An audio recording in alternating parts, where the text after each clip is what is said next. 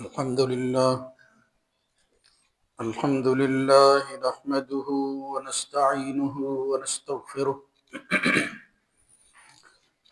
ونعوذ بالله من شرور أنفسنا ومن سيئات أعمالنا من يهده الله فلا مضل له ومن يضلل فلا هادي له وأشهد أن لا إله إلا الله وحده لا شريك له وأشهد أن محمدا عبده ورسوله اللهم صل على محمد وعلى آل محمد كما صليت على إبراهيم وعلى آل إبراهيم إنك حميد مجيد اللهم بارك على محمد وعلى آل محمد كما باركت على إبراهيم وعلى آل إبراهيم في العالمين إنك حميد مجيد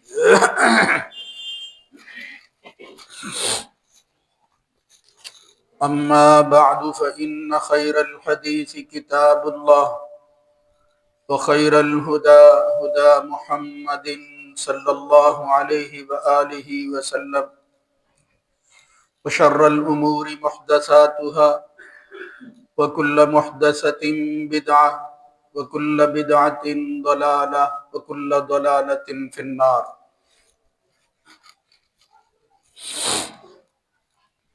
رب أعوذ بك من همزات الشياطين من همزه ونفخه ونفثه يا أيها الذين آمنوا اتقوا الله حق تقاته ولا تموتن إلا وأنتم مسلمون يا أيها الناس اتقوا ربكم الذي خلقكم من نفس واحدة وخلق منها زوجها وبث منهما رجالا كثيرا ونساء واتقوا الله الذي تساءلون به والأرحام إن الله كان عليكم رقيبا يا أيها الذين آمنوا اتقوا الله وقولوا قولا سديدا يصلح لكم أعمالكم ويغفر لكم ذنوبكم ومن يطع الله ورسوله فقد فاز فوزا عظيما رب اشرح لي صدري ويسر لي أمري واحلل عقدة من لساني يفقه قولي لا يستوي القاعدون من المؤمنين غير أولي الضرر والمجاهدون في سبيل الله بأموالهم وأنفسهم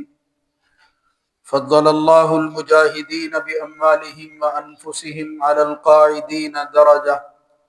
وكلا وعد الله الحسنى وفضل الله المجاهدين على القاعدين أجرا عظيما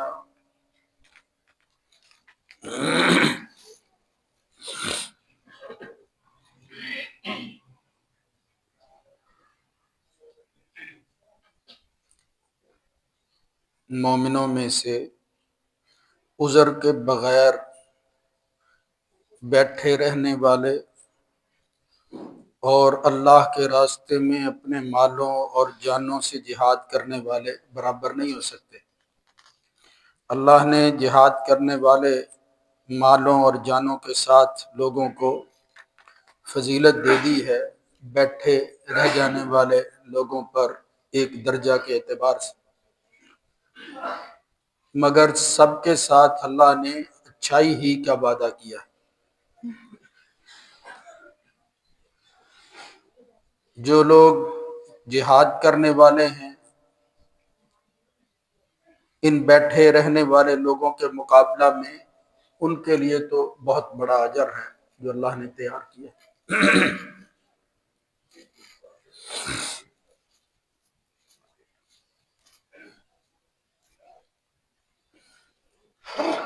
اللہ رب العزت کی حمد و ثنا کے بعد درود و سلام سید ولد آدم خاتم النبیین جناب محمد الرسول اللہ صلی اللہ علیہ وآلہ وسلم کی ذات گرامی۔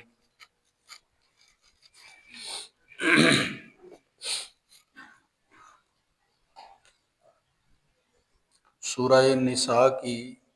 ایک آیت میں نے آپ حضرات کے سامنے تلاوت کی ہے۔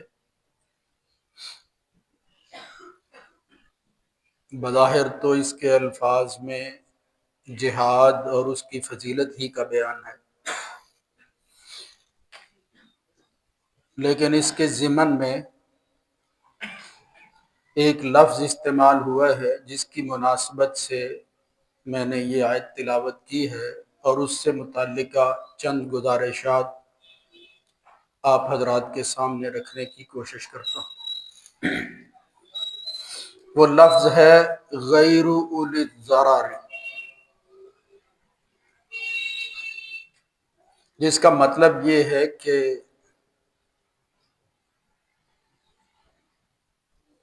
بندہ معذور نہ ہو۔ یہاں جہاد کرنے والے اور بیٹھے رہ جانے والے لوگوں کے درمیان موازنہ کیا جا رہا ہے اور مجاہدین کی فضیلت کو بیان کیا جا رہا ہے، لیکن وہ لوگ جو پیچھے رہ جانے والے، گھروں میں بیٹھے رہنے والے ہیں، ان کے ساتھ ہی استثناء کے ساتھ ایک لفظ استعمال ہوا کہ معذور اس میں شامل نہیں ہے۔ یعنی یہ جو موازنہ اور مقابلہ ہے اور جو فضیلت ظاہر کی جا رہی ہے، اس سے محروم رہ جانے والے وہ لوگ جو جہاد میں شامل نہیں ہوئے وہ سارے نہیں ہیں، بلکہ جو لوگ معذور ہیں ان کے عذر کو قبول کر کے شریعت یہی سمجھتی ہے کہ وہ بھی جہاد کرنے والوں ہی کی طرح ہے۔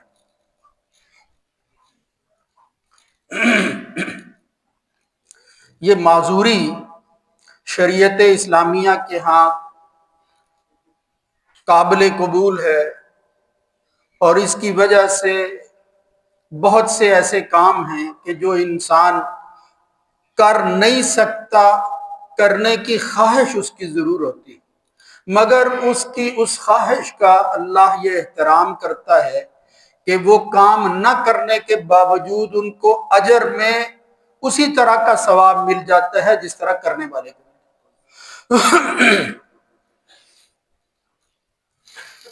یہ ابھی رمضان المبارک کا مہینہ گزرا ہے،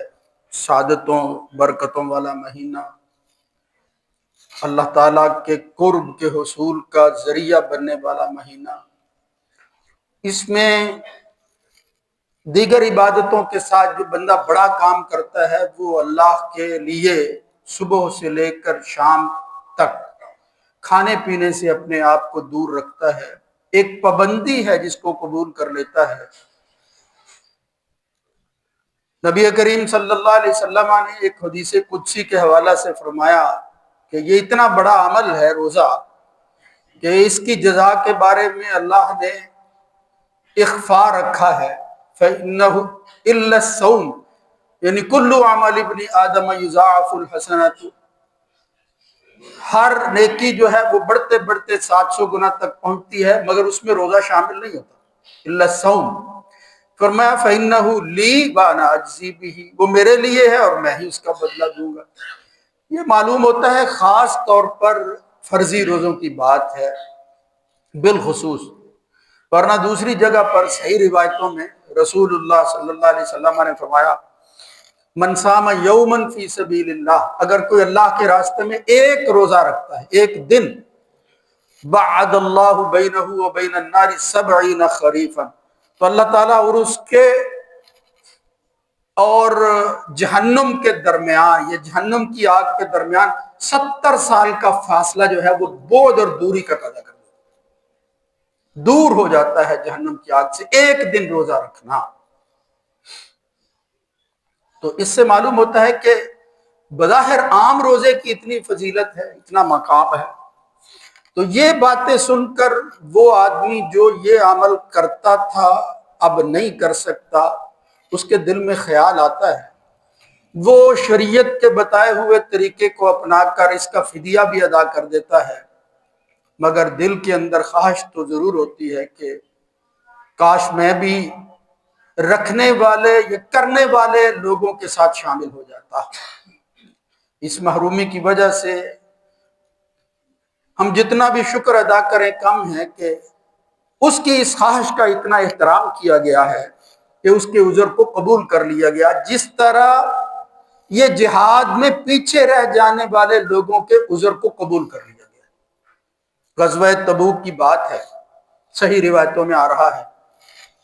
نبی کریم صلی اللہ علیہ وسلم کے صحابی کہتے ہیں ان النبی صلی اللہ علیہ وسلم رجع من غزوۃ تبوک، جب تبوک سے حضور واپس آئے، فدنا من المدینہ، مدینے سے قریب جب پہنچے تو فرمانے لگے ان اقواما بالمدینۃ ما سرتم مسیرا ولا قطعتم وادیا الا كانوا معكم،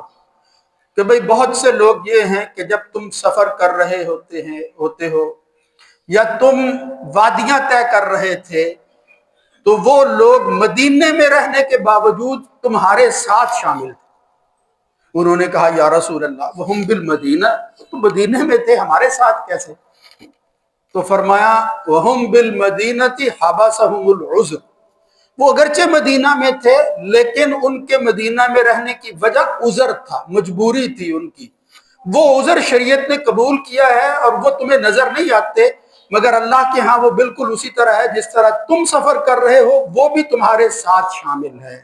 وہ وادیاں جس طرح تم طے کر رہے ہو وہ بھی طے کر رہے ہیں۔ تو یہ انعام ہے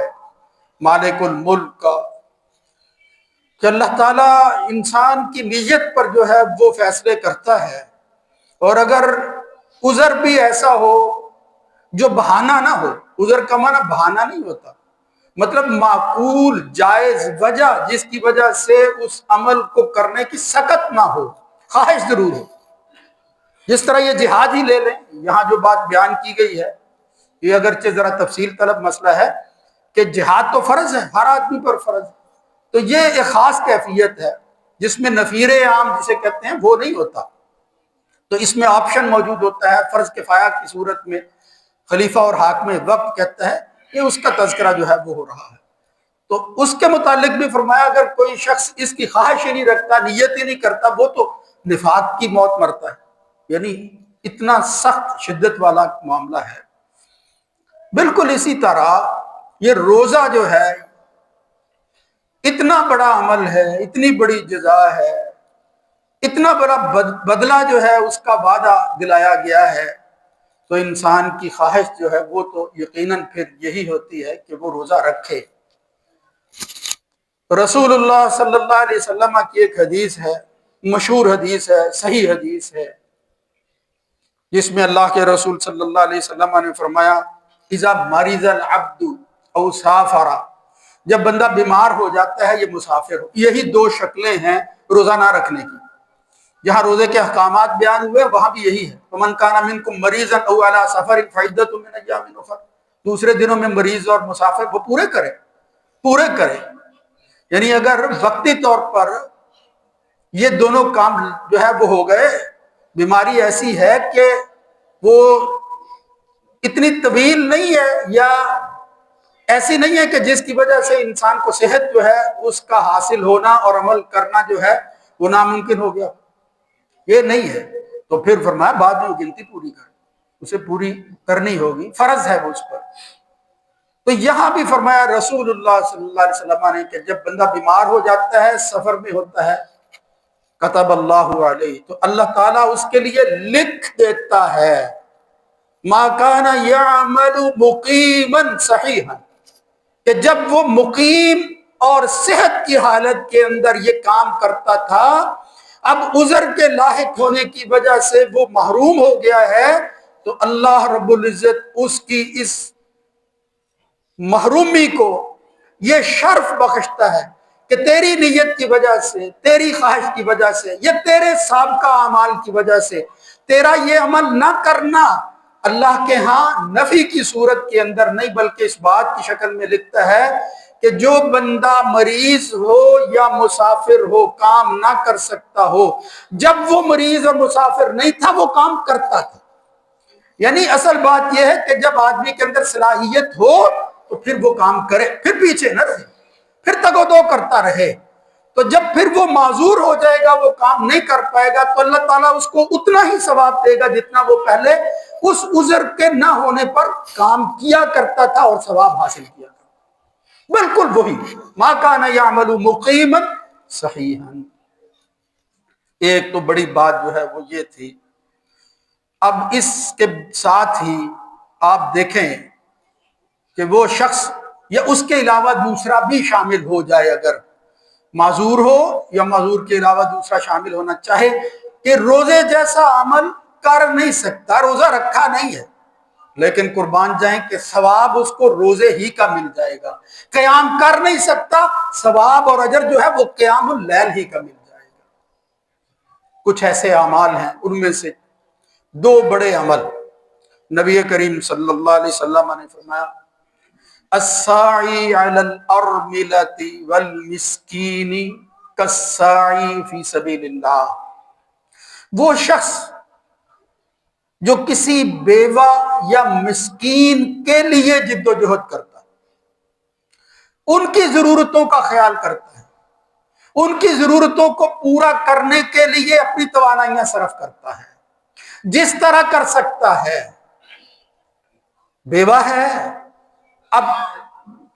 دنیوی اعتبار سے اس کا ظاہری سہارا نہیں رہا، وہ تمہاری مدد کی جو ہے وہ ضرورت مند ہے، وہ دیکھ رہی ہے کسی ایسے بندے کی طرف کہ جو اس کی ضرورت کو پورا کر سکے، اللہ کی خاطر، اس دنیا کی خاطر نہیں، کسی اور نیت کے ساتھ نہیں، للہ، اللہ ہی کی رضا کے لیے اگر کوئی شخص کسی بیوہ کی ضرورت کو پورا کرتا ہے، اس کی مدد کرتا ہے، اس کے بچوں کا لحاظ رکھتا ہے، اس کا خیال کرتا ہے، ان یتیموں کے سر پر ہاتھ رکھتا ہے، نبی کریم صلی اللہ علیہ وسلم نے فرمایا بالکل اسی طرح جس طرح مسکین آدمی ہوتا ہے، وہ ضرورت مند ہے، وہ تمہیں نظر آتا ہے، یہ صحیح اور کوشش کرنے والا رسول اللہ صلی اللہ علیہ وسلم نے فرمایا کالقائم لا یفطر، وہ اس قیام کرنے والے کی طرح ہے جو ہمیشہ قیام کرتا رہتا ہے، کبھی قیام کو چھوڑتا نہیں ہے، وکالصائم لا یفطر، اور اس روزے دار کی طرح ہے جو کبھی افطار نہیں کرتا۔ بندہ تو صبح سے شام تک روزہ رکھتا ہے، افطار ہو جاتا ہے، اس کے بعد وہ فارغ ہے، مگر یہ کام کرنے والا، مسکین اور بیوہ کی ضرورتوں کو پورا کرنے والا، رسول اللہ صلی اللہ علیہ وسلم نے ارشاد فرمایا وہ اسی طرح ہے جس طرح حالت قیام میں ہے یہ حالت صیام میں ہے، روزہ رکھ رہا ہے یہ قیام کر رہا ہے، انقطاع نہیں ہے اس کے اندر۔ آپ اس سے اندازہ کر سکتے ہیں یہ کتنا بڑا عمل ہے، کتنی بڑی نیکی ہے۔ لہذا یہ انسانوں کے حقوق میں سے اس کی طرف جو ہے وہ دھیان کرنا چاہیے۔ اب اس کے متعلق کچھ باتیں ضرور عرض کرنے والی ہیں، لیکن اس کے ساتھ ہی جو دوسرا مسئلہ ہے میں چاہتا ہوں کہ وہ بھی آپ کے سامنے رکھا جائے۔ جناب عائشہ رضی اللہ تعالی عنہ بیان کرتی ہیں، سمعت رسول اللہ صلی اللہ علیہ وسلم، میں نے اللہ کے رسول سے یہ بات سنی، آپ ارشاد فرما رہے تھے ان المؤمن لا یدرک بحسن خلقہ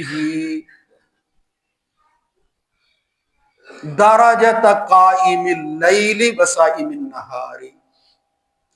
کہ رسول اللہ صلی اللہ علیہ وسلم نے فرمایا جو آدمی، جو مومن بندہ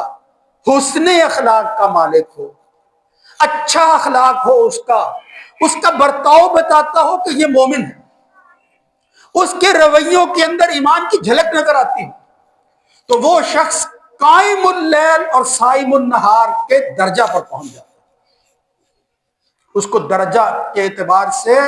قیام اور صیام کا ثواب ملتا ہے، اس درجہ پر پہنچ جاتا ہے۔ کون شخص؟ حسن اخلاق والا، اچھی عادتوں والا، جب لوگوں کے ساتھ اس کا معاملہ ہوتا ہے کسی بھی اعتبار سے تو اس کے حسن اخلاق کی جھلک جو ہے وہ دکھائی دیتی ہے، پتہ چلتا ہے کہ یہ کسی کا بتایا ہوا ہے، یہ کسی کے ماننے والا ہے، یہ کسی کی اطاعت کرنے والا ہے، یہ کسی کے ماتحت زندگی گزارنے والا ہے، من مانی کرنے والا، مفاد پرست نہیں ہے، اسی دنیا کو اکٹھا کرنے والا نہیں ہے۔ اس کی نگاہ کے اندر کوئی اور دنیا ہے جس کے لیے وہ یہ کوشش کر رہا ہے۔ محمد الرسول اللہ صلی اللہ علیہ وسلم کا یہ فرمان عالی شان وہ ہمارے رویوں کے بارے میں ہے۔ مجھے اس کے متعلق عرض کرنے کی اجازت دیجیے کہ آج بھی ہم ایمان کا دعویٰ کرنے والے مگر اس اعلیٰ صفت سے محروم ہیں۔ انتہائی دکھ کی بات ہے، پتہ چلتا رہتا ہے، مشاہدہ ہے، لیکن بعض دفعہ ایسے واقعات ہوتے ہیں، ایک آدمی جو ہے وہ اللہ کے گھر میں آتا ہے، مسلکی اعتبار سے ابھی تک اس کا رجحان اس طرح نہیں ہے جس طرح آپ کا ہے،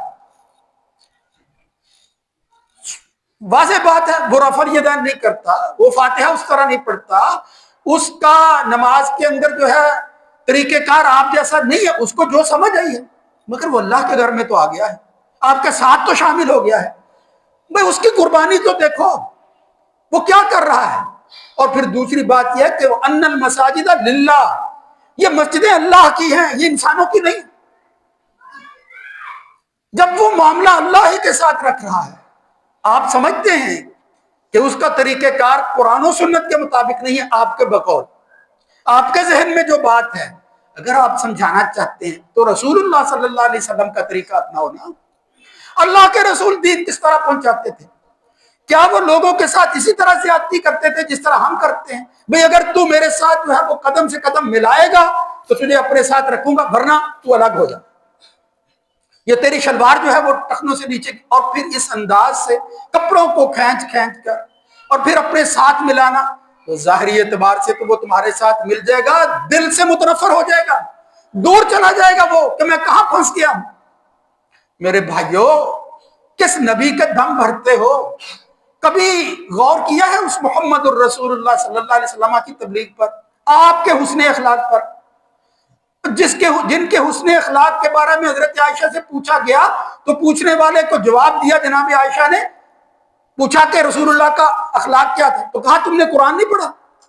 الست تقرأ القرآن، وہ قرآن ہی تو حضور کا اخلاق ہے۔ وہ چلتی پھرتی آیتیں محمد الرسول اللہ صلی اللہ علیہ وسلم کی عادتیں تھیں۔ ان اکمل الایمان،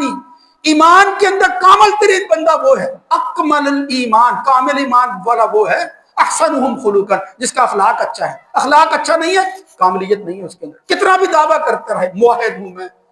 یہ بھی دعوے ہیں۔ مجھے بہت دکھ ہوتا ہے جب کوئی اس طرح کی بات سنتے ہیں، اور لوگ پھر جب اعتراض کر کے وہ باور کرانے کی کوشش کرتے ہیں کہ ہم تو آئے تھے کہ آپ کی کوئی بات سن لی، ہم تو آئے تھے کہ دین کا کوئی مسئلہ جو ہے وہ ہماری سمجھ میں آ جائے گا، اس رویے کی وجہ سے شاید ہم دوبارہ نہ آئیں۔ میرے بھائیوں، اللہ کی مسجدوں سے دور کرنے والے تو کافر اور مشرک تھے، قرآن تو یہ کہتا ہے، وہ دور بھگاتے تھے ان کو، اللہ کے گھر کے قریب نہیں آنے دیتے، اور ہم آئے ہوئے کو بھگا دیتے ہیں۔ میرے بھائیوں، تلخ باتیں، حقیقت ہے، خدا را اس اعلیٰ طرز عمل کو، اس حسن اخلاق کو ہاتھ سے نہ جانے دیجیے، بلکہ جو آدمی دیندار اور ایمان والا ہوتا ہے وہ تو اپنے ایمان کو بچاتا ہے اور خیر خواہی کے ساتھ دوسرے سے معاملہ کرتا ہے، احسان نہیں جتلاتا میں تیرے اوپر احسان کر رہا ہوں، خیر خواہی کا جذبہ۔ الدین النصیحہ، رسول اللہ صلی اللہ علیہ وسلم نے فرمایا، وہ تو ہے ہی خیر خواہی اور نصیحت کا نام۔ کبھی وہ حدیث دہراتا ہی رہا کرو، معلوم تو ہے ہی آپ کو، نبی کریم صلی اللہ علیہ وسلم کا زمانہ ہے۔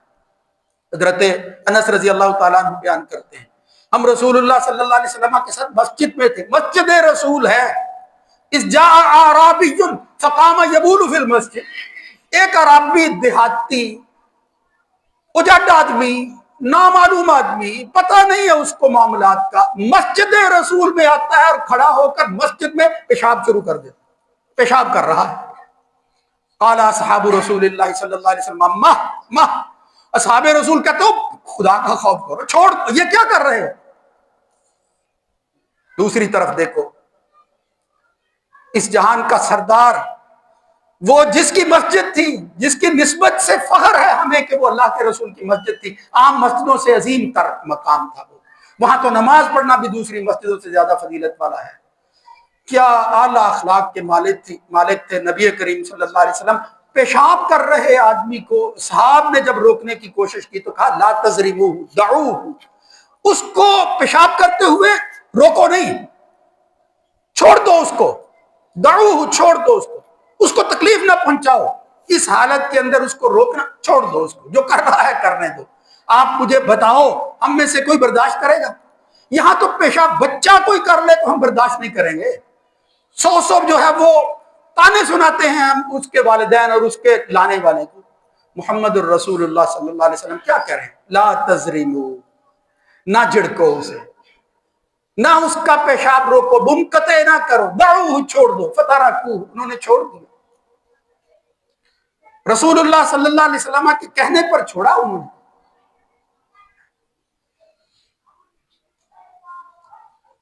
پھر کیا ہوا؟ محمد الرسول اللہ صلی اللہ علیہ وسلم نے نماز پڑھی، پھر اس کو بلایا، اس اجڑ دیہاتی کو سمجھایا، ان هذه المساجد لا يصلح فيها شيء،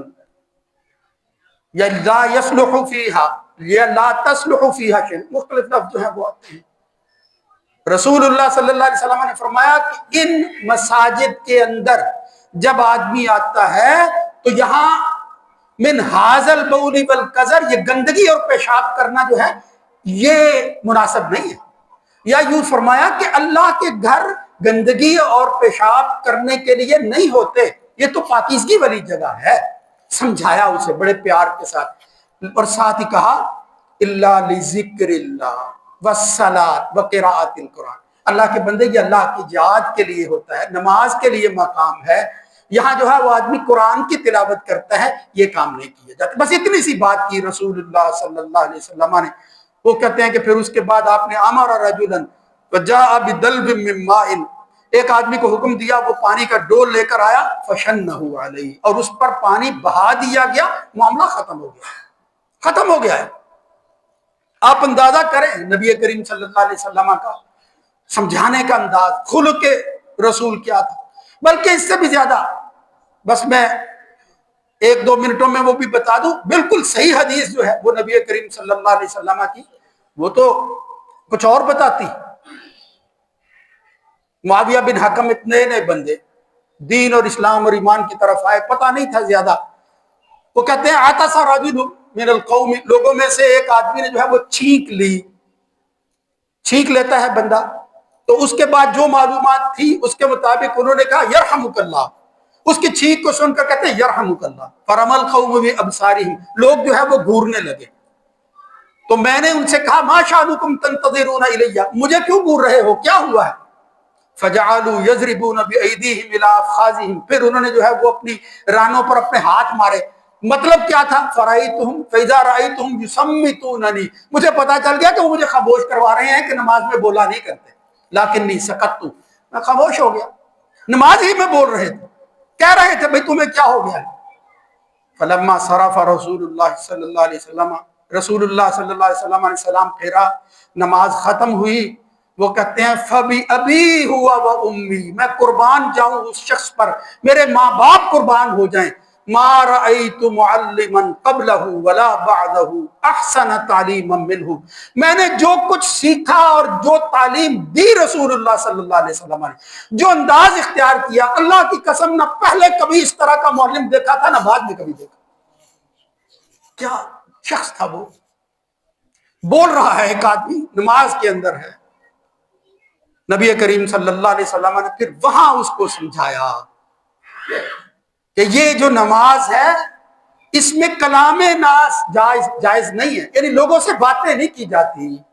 انما هو التسبیح والتکبیر وقراءۃ القرآن، اس میں قرآن مجید کی تلاوت ہوتی ہے، تسبیح و تکبیر ہوتی ہے، اللہ کی بڑائی بیان کی جاتی ہے۔ یہ فرمایا رسول اللہ صلی اللہ علیہ وسلم۔ وہ کہتے ہیں یہ بات میرے دل پر اس طرح اثر کر گئی، میں نے کہا کہ چاہیے تو یہ تھا کہ یہ جو ان کا بڑا ہے، یہ جو اللہ کے رسول ہیں، یہ مجھے جھڑکتے۔ فرمایا اللہ کی قسم فواللہ ما قہرنی، نہ جھڑکا ولا ضربنی، نہ کوئی مارا، ولا شتمنی، نہ مجھے کوئی برا بھلا کہا، ایسی تعلیم دی کہ جس کی وجہ سے وہ چیز میرے دل میں گھر کر گئی کہ یہ اللہ کا رسول ہی کر سکتا ہے، کوئی اور نہیں۔ میرے بھائیوں ہم اس رسول کو ماننے والے ہیں۔ اللہ کے بندوں یہ درجہ خلق حسن جو ہے یہ قیام اللیل اور صیام النہار سے کہیں بہتر ہے اگر اللہ کی خاطر کیا جائے، یا بہتر نہیں ہے تو برابر تو ضرور ہے۔